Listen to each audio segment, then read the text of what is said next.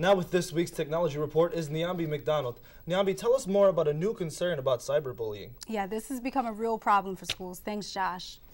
Most schools are not adequately equipped to deal with cases of cyberbullying, according to a survey completed by Temple professor Jonathan Singer. His research suggested only 1/3 of schools enforce a policy on cyberbullying. Recent cases of teen depression and suicide show the possible dangerous consequences of the action. Singer is encouraging more schools to adapt specific cyberbullying training programs. This March course registrations will not see the usual midnight stampede onto AlNet.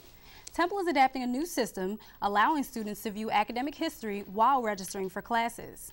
Temple Computer Services personnel will be on campus during registration to answer questions and assist students during the transition. There is another big change. Students will now have to get used to registering at 7 a.m. Alex Trebek and Jeopardy tried something new this week as they put their two biggest winners ever against a computer. Watson is a computer developed by IBM that faced off against Ken Jennings and Brad Rutter. The programmer's biggest concerns weren't if the computer was smart enough to answer the questions, but if it would understand the way the questions were being asked. And Watson did just that, defeating the humans by significant margins. Group work at the Tech Center just got a little easier. The Tech Center unveiled 2 new collaboration tables in the second floor lounge area. Students can now connect up to 6 laptops to one table at a time. 6 laptops to the table at one time. Each computer can project this individual screen onto a 42-inch plasma television for group viewing. Well, that should help make group projects a little easier. Yeah, I might have to go check that out. Thanks, Nyambi. Well, it's February, and that means it's Black History Month. Here's updates. Anya in Cleveland with this week's The List on the top 5 African-American inventors and their innovations. It's Black History Month. Many notable African Americans are recognized for their contributions to society. For this week's list, we take a look at 5 African American inventors who have changed the course of history. Coming in at number 5, this inventor had a bright idea. Louis Latimer invented the lifelong light bulb, which allowed electric lighting to be installed in homes and streets. Granville Woods is number 4 on the list. He invented a variation of the induction telegraph, which was a combination of the telephone and telegraph. Thanks to number 3, Patricia Bath, you can say goodbye to your glasses. She invented a form of eye surgery using lasers that is known as LASIK. Number 2 on the list is Garrett Morgan. He invented the gas mask, which made national news when it was used to rescue 32 trapped men by an underground explosion. And the number 1 African-American inventor is Otis Boykin. He will get your heart going thanks to his design of a controlled unit for pacemakers. This device uses electric impulses to maintain a regular heartbeat. This has been The List. I'm Anya Cleveland. Temple Update will be right back. Coming up on Temple Update. In sports, we'll dig into Temple Athletics' secret stash of coaches. And we'll tell you what play kicked off Tomlinson Theater's season when Temple Update continues.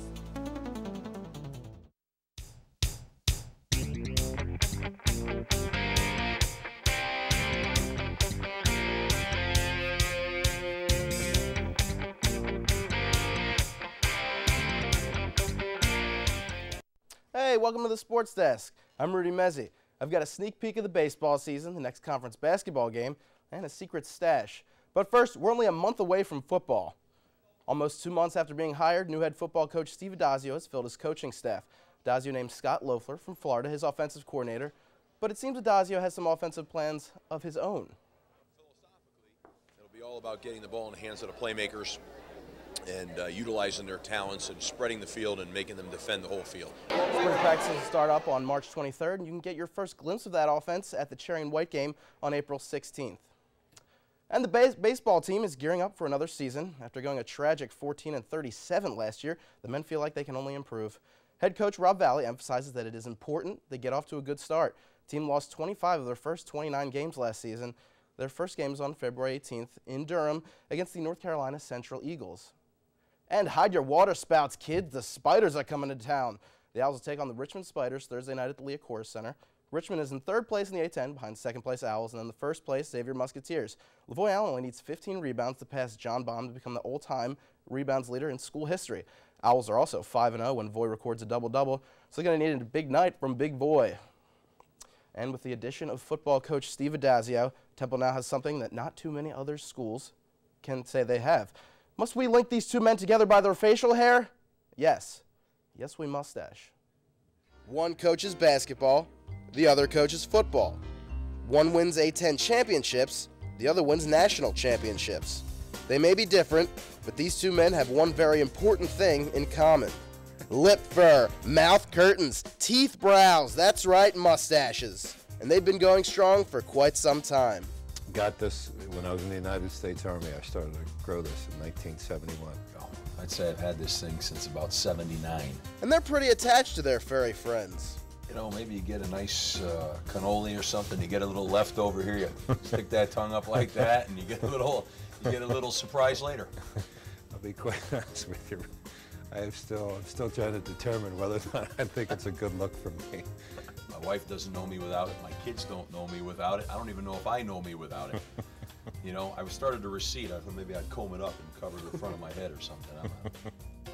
But who are their favorite mustaches?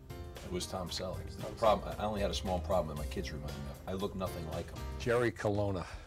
Jerry's an old comedian back in the day. William Shakespeare too. What do you think? Yeah, that's a good answer. Old school. Old school. But of the two of them, whose is better? I think Coach Adazio has a better mustache. His is a little darker, a little more girth to it at this point. I'm trying to assess it right now. Coach has got his nice and trimmed up. I'm a little scraggly looking right now, you know. So I'm going with Coach. You know, Two very humble guys here. Yeah.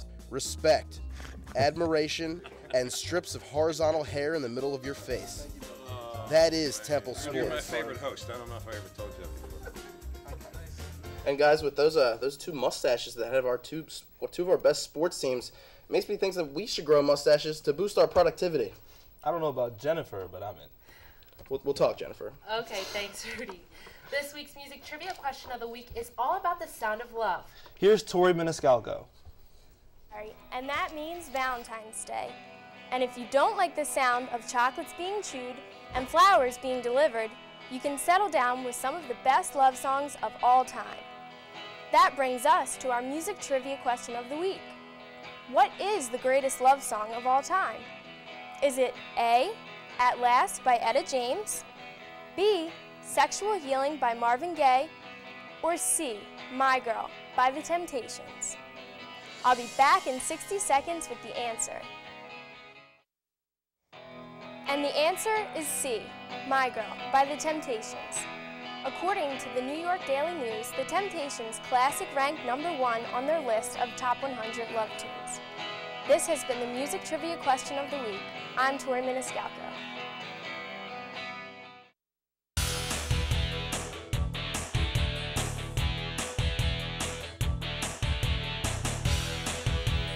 Here with this week's entertainment report is Megan McNerney. Megan, tell us about a 90s group coming to Temple. Thanks, Jennifer. I know a lot of people are excited about this one. Salt and Pepper are here and will be in effect on February 18th at the Liacouras Center. The 90s duo is headlining the Legends of Hip Hop tour, along with other musical acts Naughty by Nature and Dougie Fresh. The 22-city tour stops in Philadelphia for one night only.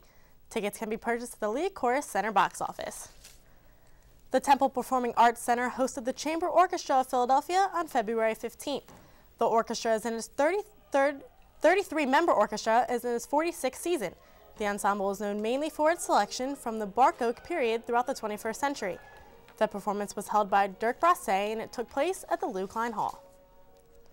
The Vagina Monologues are coming to Temple campus. The show is sponsored by Heart and will be held at the Student Center Underground on February 19th. The monologues give people a look at the empowerment of women in a theatrical way. Tickets are on sale now and can be purchased in the Student Center. On February 18th, the Greek organization Phi Sigma Sigma is hosting their 3rd annual Mad Dance-a-thon. The event will have food, music, and games, with all proceeds going to the Mothers Against Drunk Driving Foundation. Last year, the sorority raised over $4,000. The event will include speakers and police officers giving a first-hand look at the consequences of drunk driving. Each year, Temple's Thomason Theater puts on a variety of productions. They kicked off this season with the play Big Love. Updates Andrea Dillard has more. 2011 main stage season with a play directed by Jill Harrison and written by American playwright Charles Mee. Not only does this play take you through a twist of vengeance and justice, but it also celebrates love. Big love. This play is about 50 brides from Greece who are forced to marry their 50 cousins. Essentially, it was a response to the way the world is today. What's amazing about the play is that it just becomes more and more prevalent with each passing moment. After weeks of rehearsal and preparations, the cast and faculty are excited to have started performing for the Temple community on February 9th. The audience can expect a wide variety of experiences. I think everybody is going to get something different out of the play. They're going to expect a wild ride, that's for sure.